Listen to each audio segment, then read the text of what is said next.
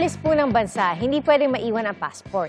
Isa po sa pinakamahalagang patunay sa pagkakakilanlan at citizenship ng isang tao. Alam niyo ba na kung ang ilang bansa ang may pinakamaraming pwedeng puntahan na walang visa?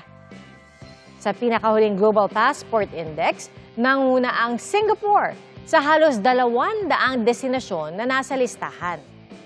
3 bansa naman sa Asia ang pare-pareho na sa ikalawang pwesto, ang Japan.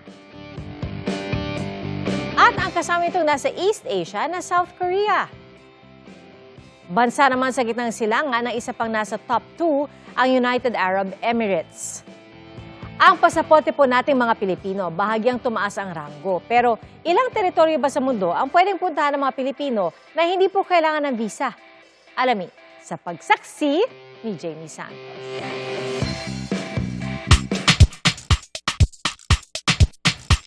Winter, spring, summer, or fall.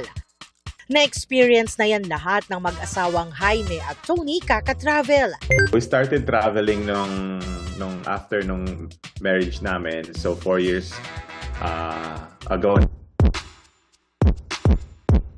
Maraming ang Pilipino ang gustong mag-travel abroad. Tinanong namin ang mga kapuso kung anong bansa ang dream destination nila. Thailand kasi napakaganda. Yes, at mura pa ang mga bilihin. Madali lang din po mag-book. Minsan may mura. Siguro po Switzerland. Dahil sa may pagka-magical yung place. Korea, more on about po yun sa culture po nila, more on sa mga tourist spots po, and another na rin po yung history. Pero gaya ng sabi sa isang kanta, ang hirap talagang lumipad kahit pa may patunay. Though yung Switzerland yung top 1 ko, pero dahil mas malapit sa Philippines ng China, parang yun yung mas unahin ko muna. Okay tayo doon. Medyo mura. Kayang-kaya. Budget. Doon tayo sa non-visa kasi pag may visa, di ba, gagastos ka pa. Sa inilabas na Global Passport Index ng kumpanyang Henley & Partners para sa taong 2026, bahagyang tumaas ang pwesto ng Pilipinas sa ika-72 mula sa ika-75 noong nakaraang taon. Ang mga Pilipino may visa-free o visa-on-arrival access sa 66 na teritoryo sa buong mundo. Nangunguna pa rin sa listahan ng kapwa natin Southeast Asian country na Singapore na mayroon namang 192 visa-free o visa-on-arrival access. Sinundan niya ng kapwa Asian countries na Japan, South Korea at United Arab Emirates na pare-parehong nasa ikalawang spot at may visa-free o visa-on-arrival access naman sa 188 na teritoryo. Para kasi itong international report card ng isang bansa. So nakikita dito kung gaano kalaki o gaano kaliit yung tiwala ng ibang bansa sa ating gobyerno, sa ating border security at maging sa ating mga Pilipino. Pag malakas kasi yung passport, mas maraming oportunidad para sa mga mamamayan. Hindi lang ito tungkol sa paglalakbay, ito ay tungkol sa reputasyon at kredibilidad ng Pilipinas sa buong mundo.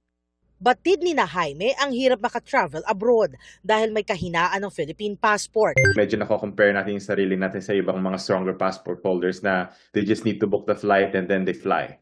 And tayong mga Filipinos, meron lang extra process. I think yung pinaka-challenge yung hassle ng pagpunta sa embassy and pagkalap ng requirements. And of course, on top of that, kailangan ko ng budget to do all of those. Gusto nilang ma-make sure na babalik, uuwi ka. Sa 30 bansang napuntahan nila, 21 rito ang kinakailangan ng visa para makapasok. I remember nung nag-apply kami ng US visa namin, nagdala kami ng tig-isang makakapal na folder. Like, nag-overreact lang kami. Kailangan mo talaga patunayan yung totoong pakay mo. Hindi mo nasagot ng maayos, denied ka agad. Ano nga ba ang visa at bakit hindi ito kailangan ng ibang lahi? Hindi lang ito isang travel requirement. Ang visa ay nakabatay sa tiwala. So kapag sinabi ng isang bansa na hindi mo na kailangan ng visa, ang ibig sabihin nun ay may kumpiyansa sila sa ating mga mamamayan na susunod sa kanilang batas. Kapag mahigpit ang visa requirements, hindi ibig sabihin na mahina agad ang isang bansa. So, kapag responsable tayong bumabiyahe, sumusunod sa immigration rules, nakakatulong tayo sa pagpapalakas ng reputasyon ng ating passport. Ayon sa DFA o Department of Foreign Affairs, ang pag-angat ng passport rank ng Pilipinas ay isang positibo at konkretong bunga ng patuloy nilang pakikipag-ugnayan sa ibang bansa. Patuloy nila ang kanilang pagpapalawak ng visa waiver agreements na nagbibigay daan sa Philippine passport holders na makapasok sa ibang bansa na walang visa batay sa reciprocal basis. Tinitiyak din daw ng DFA na nananatiling maayos sa mga kasalukuyang VWAs. Nakikipagtulungan din sila sa BI sa pagpapalakas sa pag-issue ng passport at border processes para mas mapagtibay ang document integrity na isang mahalagang batayan ng ibang bansa sa pagbibigay ng reciprocal visa-free access. Alam mo now na hindi lamang pasaporte ang nagbibigay kahulugan sa ating pagka-Pilipino. Bagkus, hindi rin ito dapat ang maglimita sa ating mga kakayahan.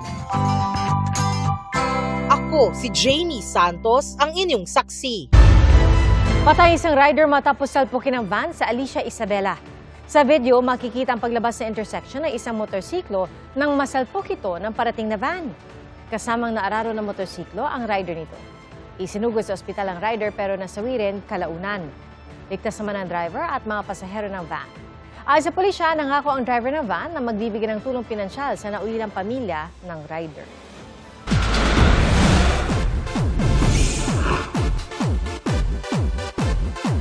Dalawang bagong karakter ang papasok sa Born to Shine. Gagampanan niya ni AC Bonifacio at ang nagbabalik showbiz na si Golden Cañedo. Narito ang showbiz saksi ni Athena Imperial. Nangyari na ang pagtatagpo ni Makmak ng Kamao at ang P-pop girl group na Yumi ng Born to Shine. Damay nga si Makmak, played by Anton Vinson, sa pagpa-fangirl ng kanyang bestie na si Jolly, played by Therese Malvar. Patuloy ngang umiinit ang mga eksena sa Born to Shine at may mga bagong karakter pang papasok sa serye. Inaasahang titindi pa ang rivalry ng Yumi at Nixie sa pagdating ng dalawa nilang bagong miyembro. Sina Lexie Hipolito, played by the first ever The Clash champion, Golden Cañedo, na nagbabalik showbiz matapos ang 5 taon. At si Kendall Domingo, na gagampanan ni AC Bonifacio.